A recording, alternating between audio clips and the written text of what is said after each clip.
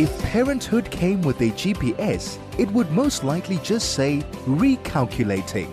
Join Yolandi Becker and her guest experts Wednesdays at 11 a.m. for Bump and Beyond, the show about pregnancy and babies. 101.9 megahertz of life. Good morning, good morning, good morning, and happy Women's Day. Isn't it such a privilege? It's such a beautiful day in Gauteng, first of all. And as a woman, superbly privileged to be able to speak to you today, because it wasn't always like this, that we can do things like this. So we have to celebrate the fact of where we are and where we've come from. There's still lots of fights to be fought for our rights in equality. As my husband always says, as women, we should stop fighting for equality and we should rather fight for superiority. We've been behind for long enough and we should start being ahead, I feel. Anyway, on that note, Women's Day, of course, marks the anniversary of the Great Women's March of 1956, where women marched to the union buildings to protest against carrying of passbooks.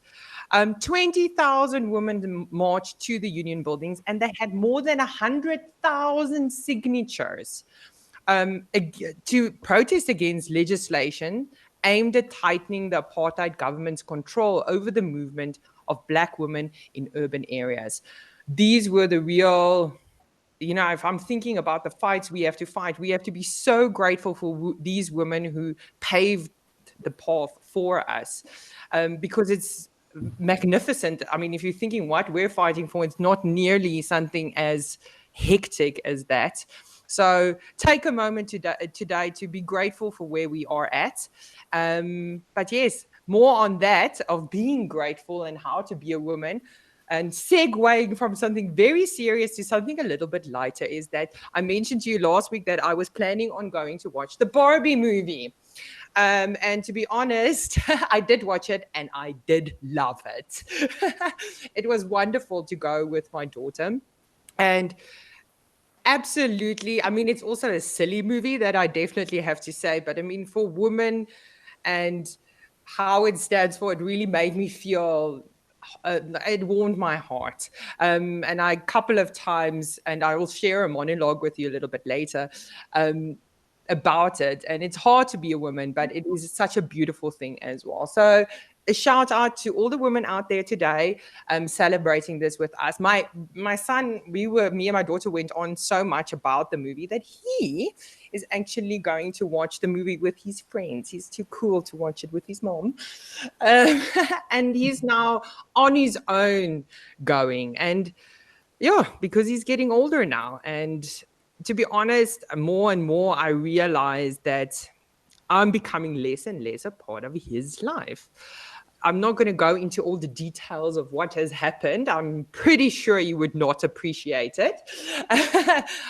But again, yes, I am one of those people who really believe that we have to obviously raise children and raise independent. We don't have to raise children. We have to create independent people, people who can function independently and on their own and take care of themselves eventually.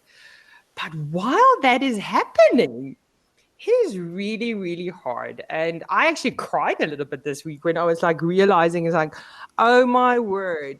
The one thing we can't stop is the growth, even though we celebrate it. And I'm happy that he's growing up and that he is having this. I can't help but also feel sad. And I had a similar feeling or conversation with another mom that I'm helping to get her parents or her children to, or daughter to sleep better. She actually... her daughter is 13 months and they were co-sleeping up until this point, but she's realized now it's time for baby or toddler to move to their own room. And she had a similar experience where it was just like, I know it's the right thing to do, but it's so hard realizing they're growing up. But that brings me to our conversation today, the inevitable growth and development of our children. Yes, of course, we're happy, but we're also sad about it. But development is inevitable. Like I said, our kids will grow up. How well they'll grow up, there is obviously things to ask about that. And that's exactly what the conversation is about today. From one powerful woman to another, I introduce occupational therapist Corien Kruger. Um, I have to give a little bit of a shout out to her today because honestly, women entrepreneurs should be celebrated. I don't always do this, but on purpose, because it's Women's Day, I feel like I have to read the full kind of bio here today. She's a qualified occupational therapist with more than 15 years of experience in the field of pediatrics.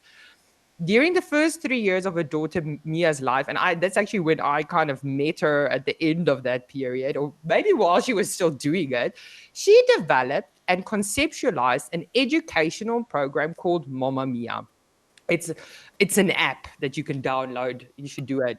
The Mama Mia child development app has been voted as #1 favorite app by leading baby magazines and promoted by Dischem baby clinics nationwide. Korien's passion to inspire and equip parents to raise their children with confidence. Hello, Corien. Hello, Yolandi. This is such an honor to be here today. Thank you for inviting me. Like I said, I'm just privileged that it's on Women's Day, because that was also funny when I initially told you, it's like, please join me. I said, it's a public holiday, and I knew it was Women's Day, but in some ways I also didn't know. But I thought, oh, wow, it fits in nicely to have you on the show. So I'm happy that you're here. So thank you for joining me today. So like I mentioned, for me, it's inevitable development, obviously. Our children are going to get better, but it is that bittersweet or double-edged sword that is parenting all the time. Hey, I think that's what makes it so hard, is that it's always those conflicting emotions that we're dealing with, sometimes like completely opposing conflicting emotions. Like you're happy, but you're also sad or angry. You love being a mom, but you also hate it sometimes. It's really difficult sometimes. So true. So true. And that's what I'm saying. I really had that moment this week, and like I said, I even had some tears coming out where I'm just like, why does he have to grow up? I don't feel I'm so ready yet, but I mean, it's 12, almost 13 years coming, so I guess I shouldn't be too surprised. How are you feeling about because your kids are also a little bit. Corien is also a mother of 2, as you all know. I love interviewing parents.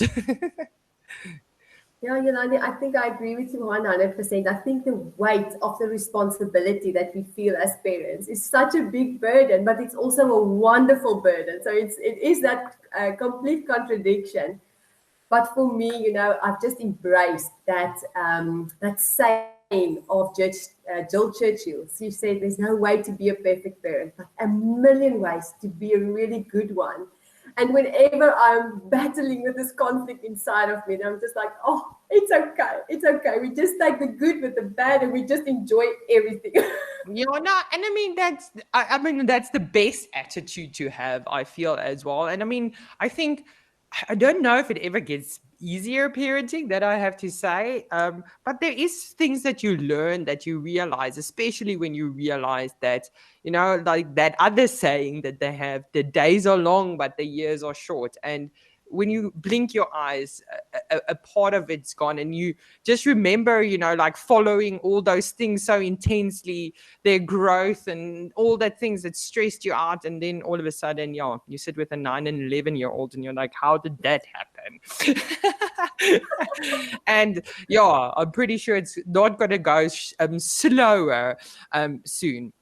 But I'm very much looking forward to our conversation just after this. This is Bump and Beyond with Yolandi Becker, the show about pregnancy and babies. 101.9 megahertz of life. If you've just joined us, you are on 101.9 Chai FM. I am Yolandi Becker, your host for Bump and Beyond, and as always, we're talking parenting. Today, specifically, we're talking the inevitable growth and development of our children. And I've got the wonderful Corien Kruger, who is an occupational therapist and mom of 2.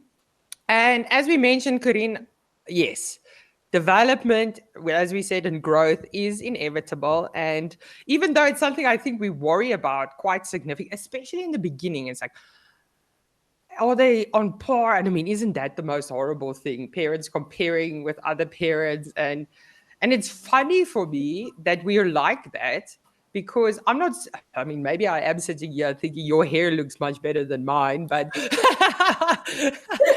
I know that there's people who are faster than me and people who are shorter than me and those type of things, but it bothers me less. But let's start with, firstly, before we get into that horrible comparison, what are developmental milestones? So, in milestones, I like to compare milestones with building blocks. And we all sometime in our life has played with Lego blocks. And if you have that picture in your mind of sitting down and building a little Lego house and putting the one block on top of the other, and how you have to structure those blocks to fit in nicely so that you have a strong foundation with a strong house. That's kind of the picture that I see in my mind when I think about milestones. Milestones are building blocks of development that build on top of each other to eventually help a child to reach their potential. And if there are little building blocks missing, if you missed certain milestones, then whatever comes on top of that milestone is going to be a little bit wonky. And that's what happens when normal developing children develop developmental delays. And that's when they get to me as an OT, when they are in grade 1 or grade 2, and they really struggle with certain scholastic functioning. That's because somewhere down the line, right at the bottom, when they were 1 or 2 years old, there were certain milestones that they missed. And those building blocks are now missing. And as an OT, that's my job to go and find those missing building blocks and help the child to develop them and then place them in that correct spot so that we have a strong foundation to build on. So in a nutshell, when you think about milestones, think about building blocks. I love that. And I mean, to be honest, both my kids went to an OT. Oscar really needed to go initially for various reasons. I've always said he was one of those lanky, tall kids, always, and he couldn't control his movement so nicely. He always looked like he was flailing about when he was moving. And it really helped him to kind of, I don't know, like body awareness, I would say, was the kind of thing it helped with. And he loved OT so much. It was funny that he saw it as an activity that he was doing, like football or whatever. So much so that when she started, it wasn't started school, but started at this specific place as well. Then I was asking her, I was like, so what activities do you want to do this year? And then she's like, I want to do OT. I love it. So she actually did it, but more because she wanted to do it, not necessarily that it was. But I do have to say that even as an adult, I feel that I actually should have had OT when I was young. So when people are opposed to OT, I'm always like, how are you? This is like such a necessary thing, I feel, for children, especially how they're growing up. But, we've also all heard it before that, like I said, that foundation needs to be strong. And often it's referred to that they say those first 1,000 days of a child's life. What is that and why is it so important? Yes, so the first 1,000 days is basically the first 3 years of a child's life. And a lot of times when I speak to parents, they will tell me that, what can you do of development for those early years, especially when you have a little newborn or 3-month-old or a 6-month-old, like what can they do? Like they can just eat and sleep and, do their business. Yeah. We are allowed to say poop on this show. I've confirmed. So yeah, that's what parents, they know, that's what they kind of have envisioned. So they don't realize that little babies, little infants have a tremendous capacity to learn. And if we help them to learn in those early years, then obviously we set them up for successful life. And the reason why we have to invest in that early years, we actually call it the golden years of development, those first 1,000 days, is because 80% of a child's neuron connections are formed in the brain within those first 3 years of life. That means the more connections you can help your child to develop in those first 3 years of life, the more you can help your child to develop the way the brain works together. So problem solving will be easier, memory will be easier. Just the way the brain operates in motor function and sensory function will improve because there are more brain connections. You are actually increasing the child's capacity in his brain to absorb what he is exploring around in the world and to absorb that information. So the more you invest in those first 3 years, you are physically setting your child up for success for the rest of his life. And I've seen that in my own household, how by investing in Mia in those first 3 years has set her up. She's now grade 1, and I can see the fruits of those early interventions. And it's not like it's a difficult thing to do, or that I think that's the great thing about early intervention. It's got a big word, but it's very, very easy, and it's basically encapsulated in play. And if we can encourage parents to play in a way that is stimulating their children, then you are doing the right thing. So this is not hard, and that's why I am so passionate about speaking to parents about this topic, because if we can empower them, they can know how to harness these golden years of development. I mean, honestly, you can see and hear the passion for what we're talking about. And if you've just joined us, you are on 101.9 Chai FM. This is Bump and Beyond, and I'm your host, Yolandi Becker, speaking to occupational therapist Corien Kruger about the development and the importance of development for our children. And as she mentioned, interventions and things that we can do with our children. And we're going to get into that a little bit more. Of course, as always, I do want you to be part of this conversation. I know your child is growing all the time, and we just heard how important those first 1,000 days are. So send us your questions or comments. Of course, you can phone us on 010-140-3020. You can send us a telegram on 061-895-1019 or a SMS on 34519. SMSs are charged at R1.50. If you are so inclined and you have an email or you want to email us, you can of course also email us on instudio@chaifm.com. Let us know how you feel about your child's development, if you have a comment or anything like that, or even if you just want to share with me that you've also watched the Barbie movie and that you also loved it. I wouldn't mind that comment either. But I don't feel alone at all in that journey. There is thousands of people, millions of people who've watched it. Anyway, so Corien, you now mentioned the importance of the first 1,000 days, and you also mentioned that obviously it's easy, according to you, to add with these type of things. What are some of the activities or things that we can do with our kids? I know you mentioned play, but I mean, it's different to play with a 3-month-old and to play with a 3-year-old. So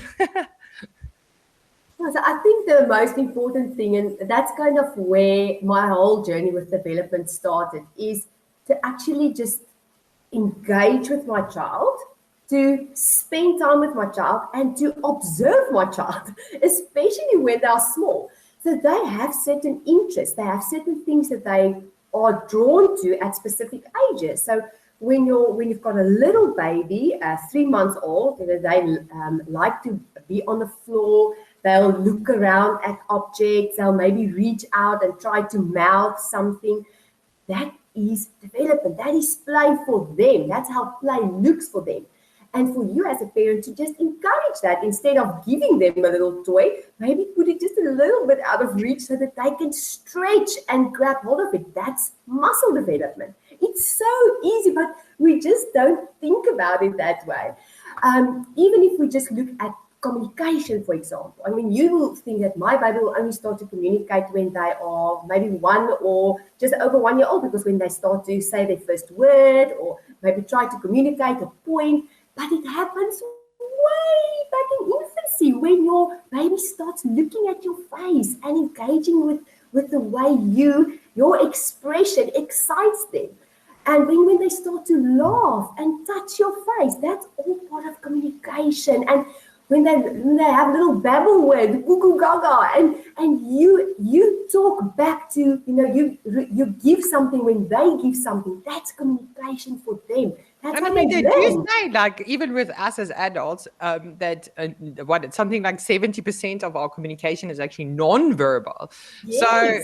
they're already doing it for sure. They're definitely doing that. And I think the great thing about development is normal development is normal development. It's universal. And I've got lots of parents asking me the question, should I develop him? And it's kind of almost as if they think that if they develop their child and they stimulate them, that they are trying to push them too far ahead. But it's not that. If your motto is to interact and play with your child, then development becomes the little cherry on top. It will automatically happen just by you engaging, interacting and playing with your child. And it doesn't need to be all day. I mean, little babies can only take 5 minutes or so of stimulation. They can't have a lot of input.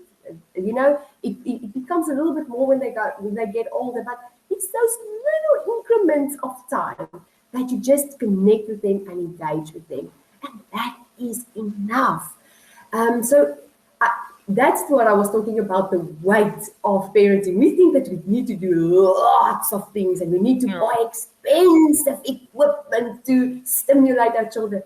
It's not that. It's play. It's playful interaction. That is the main thing.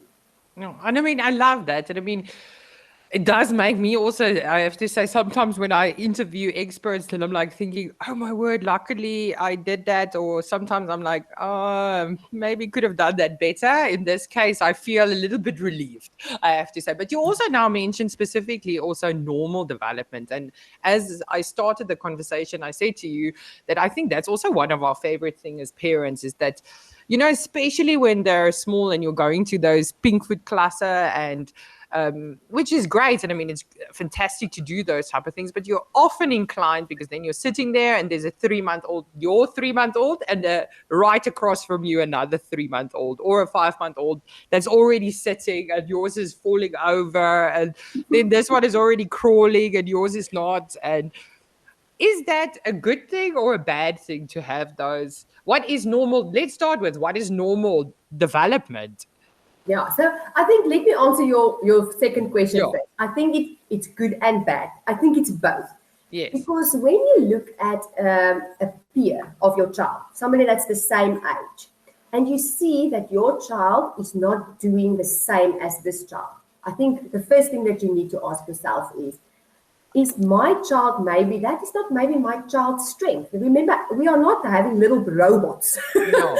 They also have things that they are better at. Some children are much better in communication than they are in muscle development. That will come later. Maybe their strength is communication and then they will talk better, but maybe they will walk later. No. And that is okay. So I think that's the first thing. Be okay with the fact that your child maybe has different strengths than another child. No. But I think what is important is it will give you a good guideline of what your baby is supposed to be doing or developing towards. Yes. So if you have, for example, this is one example that happened right in front of me. My little girl, she's very good in communication. So she did speak much sooner than other children. But she once had a friend come to visit her from overseas. And this little baby didn't speak at all, but they were exactly the same age. And Mia was talking sentences, and this child was like not even saying words. And when the mom saw it, immediately she was like, something's wrong.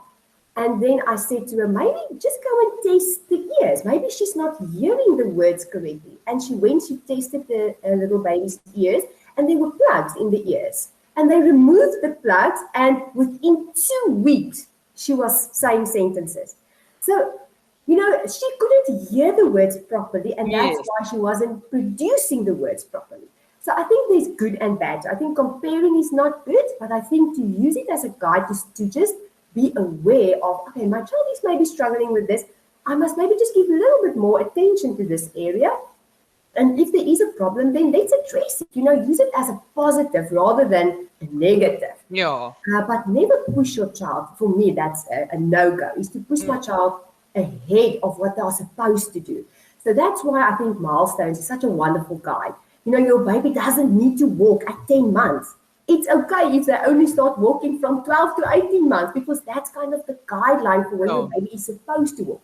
But if your baby's 2 years old and he's still not walking, maybe it's a good thing then to go and see a pediatrician, because you'll see, oh my goodness, everybody's babies are walking, but mine is not walking. So maybe there is a bit of low muscle tone, and then we can address the low muscle tone, and it's okay, and your baby will walk. So I think for me, it's a good thing, but I think parents are using it sometimes for the bad and pushing their children, which obviously we don't agree with.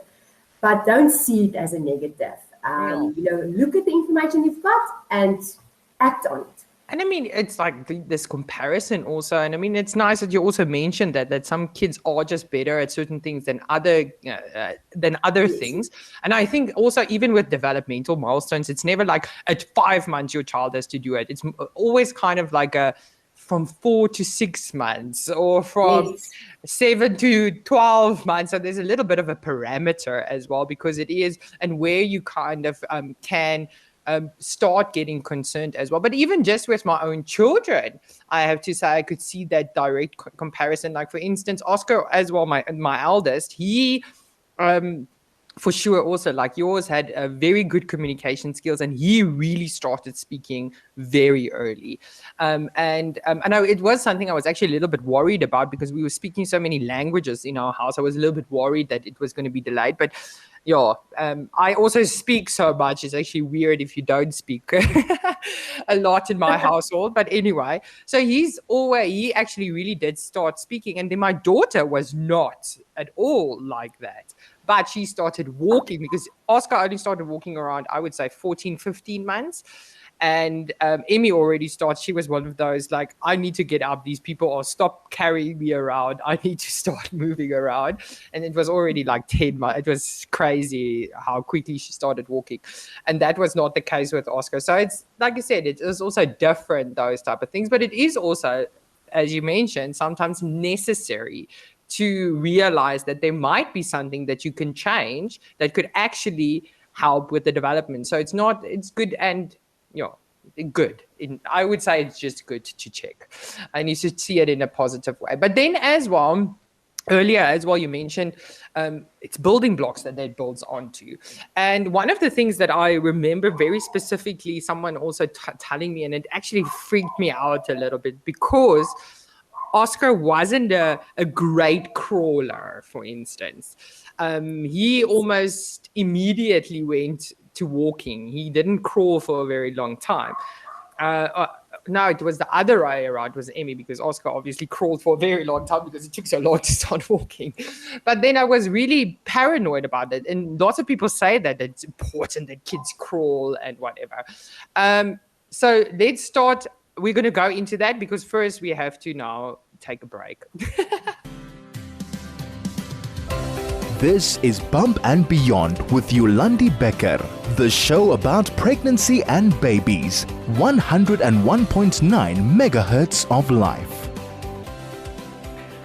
If you've just joined me, I am Yolandi Becker, and this is Bump and Beyond. I am chatting with Corien, Kruger, occupational therapist and mom of two, about development. And before we went to our ad break and heard a whole bunch of great ads, I have to mention, we were speaking specifically about crawling, and if it is important for babies to crawl.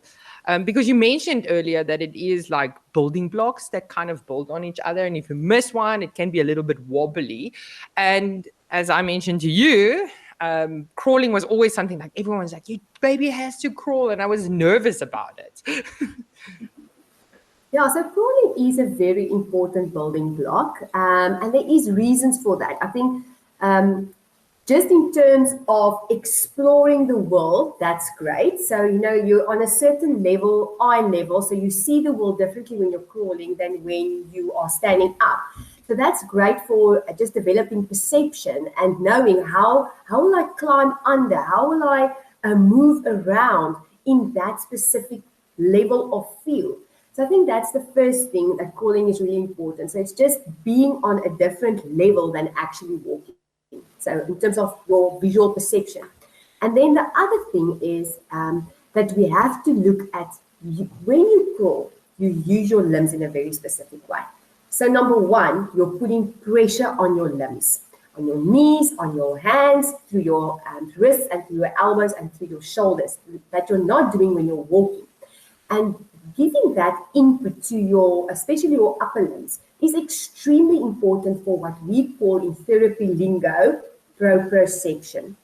And proprioception is your ability to understand how your limbs move in specific fields of your body. So just being aware that if your hand is, for example, behind your back, that it's actually behind your back, just that awareness of where your limbs are, even though you're not seeing them specifically. So if I close my eyes and I put my one limb in a specific way, will I be able to put my other limb in the same way without actually looking at my limb? That's proprioception, understanding how your limbs, where they are and how they move. And you get that feedback from your joints by compressing, and you get that by crawling. So that's one reason also why crawling is very important. The other thing is bilateral integration. So that's your ability for your hands and your arms and your legs to move in coordination with each other. And that's very important for when you are older, you're in school, for example, to cut. You have to hold your paper with one hand and you have to cut with your other hand. So your one limb is doing something completely different than your other limb, but they are working in conjunction. And with crawling, that develops because you are crawling with your feet and your arms. Then you are balancing on your one hand, picking up something, putting it in your mouth. That's crawling, or you're reaching and you're balancing. So that goes together, the whole balancing with bilateral integration, and then also, of course, midline crossing. Because when you're crawling all over the show, you are actually engaging your limbs, crossing your midline, reaching for different things, putting them in your hand. Now you can't crawl with something in your hand. Now you have to think, that's problem solving. How am I going to get from here to here, but I'm holding something in my hand, but I can't walk, I have to crawl. So now that's problem solving. So you have to do something with this thing that you are holding in your hand. Either put it in your mouth and then crawl, or put it down and crawl. Or, babies, you have to watch them to actually see how they are making. Such a simple thing has become very complicated. Yes. So crawling develops a lot of things like that. Midline crossing, bilateral integration, proprioception, muscle strength, in the upper limbs, developing muscle tone and strengthening that muscle tone and giving that feedback to the body. No. So if you're not doing that, obviously if the baby is just getting up and walking, then you're missing out on those very important elements. But we are not going to tell our babies to go down and crawl if they are getting up to walk. They just won't. If they're walking, they're walking. So now, what now? It's very simple. You just play crawling games with your baby if they start walking sooner. So you'll roll a ball and you'll have a competition to see who is going to get to the ball first, but you are crawling with your baby. Or you are building some other obstacle course and you are crawling underneath little blankets and things. And you are making a game of the action of crawling. And that's how they get that feedback. So if your baby didn't crawl, don't get all upset. They're not missing out. Just make sure that you give them that stimulation through certain games that you play with them. So it's very easy to incorporate. Even if they're a little bit older and they didn't crawl, you could still go outside, do crawling games. Let them build a house with blankets and then you crawl underneath it and, just play with them, because that's going to encourage them to crawl, is if you actually go down on your knees and you play with them. Let's be a lion today. Let's walk on our knees, or a bear, and we do crawling like a bear. And, so just engage, make it fun. Don't even talk about, let's practice crawling. No, just play. And I love that. And I mean, Corien is also, you can see that the passion again about what you're talking about. And earlier you mentioned how easy it is to implement some of these things. But of course, you've made it even easier for parents. That I know as well. So the Mamma Mia app, is one of those things, how you've made it easier to kind of incorporate these things for parents. Tell us a little bit about what does the app do and what it's about. Okay, so this is such an amazing story, actually, Yolandi, because it just came out of my own need to implement games with the knowledge that I've got. So as an OT, you've got all of this knowledge of how development works, and obviously parents doesn't have that back end. They can go and search online, and there's lots of amazing information online, but it doesn't give you a complete picture of development. It's kind of loose elements. Yeah. But as an OT, you've got the full picture. And what I've done with the app is I've connected each building block. So if you see that Lego house, and each building block has a specific game attached to it. And that's what I've done. And as Mia grew up, I started when she was a little baby, and I observed her and I watched her interest, and I gave her activities to see what works well with her specific age, what tickles her interests that she would like to engage with this game, but also then stimulate that specific building block that we need to develop now because that's age appropriate. So we've kind of did this whole research, fun way of just learning and experimenting. And after all of that, we've packaged these games in an app. So I've recorded Mia while she was playing and while we were doing these games, and we put it on an app so that we can encourage parents to follow it and obviously just play the games as they come up in terms of the age, specific age-related, the baby that you've got. In terms, so you put in your... I'm mixing up my words. We are going to get to it a little bit more just now. This is Bump and Beyond with Yolandi Becker, the show about pregnancy and babies. 101.9 megahertz of life. And just like that, the show is very quickly coming to an end again. Thanks to Craig. I'm telling him every week I need more time. Anyway, it's been so wonderful, Corien, also to chat with you about development, and specifically also the passion, like I said, of what you're doing comes through. And you just mentioned to us how you were recording your own daughter while she was small and developing the app that you've created. Where can people find the Mamma Mia app? So yeah, you can please go and visit our website at www.mommamia, and that's not like Mamma Mia, not that one. So it's mom, M-O-M-M-A, Mama, and then Mia, M-I-A, that's my little girl, .co.za, Mamma Mia. And you can read all about the app and go and check it out. It's really an amazing tool for parents to have, just to help them on this development journey. And honestly, there is an app there's a video for every single developmental stage and age of your child. It is a fantastic thing and tool to have. I wish actually Corien did it a little bit earlier so that I could have it when my kids were small, but it is a fantastic app to use, so go download it now. Thank you so much, Corien, for joining me. It was so wonderful to have you. And just before you go, as moms and as women, I just wanted to share one little thing with you as part of Women's Day.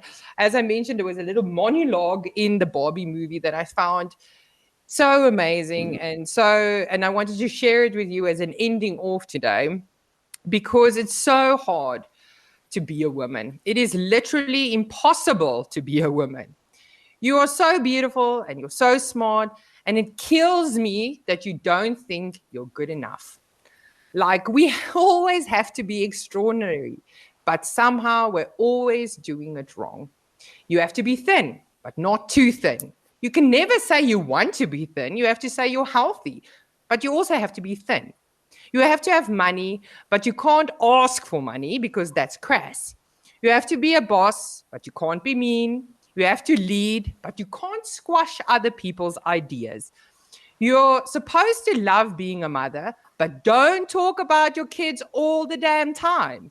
You have to be a career woman, but also always be looking out for other people. You have to answer for men's bad behavior, which is insane. But if you point it out, you're accused of complaining. You're supposed to stay pretty for men, but not too pretty, that you tempt them too much, or that you threaten other women because you're supposed to be part of the sisterhood. but always stand out and always be grateful. But never forget the system is rigged. So find a way to acknowledge that, but always be grateful. You have to never get old, never be rude, never show off, never be selfish, never fall down, never fail, never show fear, never get out of line. It's too hard. It's too contradictory. And no one gives you a medal or says thank you. And it turns out, in fact, that not only are you doing everything wrong, but also everything is your fault. I am so tired of watching myself and every single other woman tie herself into knots so that people will like us. So, if all of that is also true for a doll representing a woman, then I don't even know. Thank you so much for joining me today. The world is changed by our example, not by our opinion. Let's lead by example for our children. Thank you for joining me. Have a wonderful day.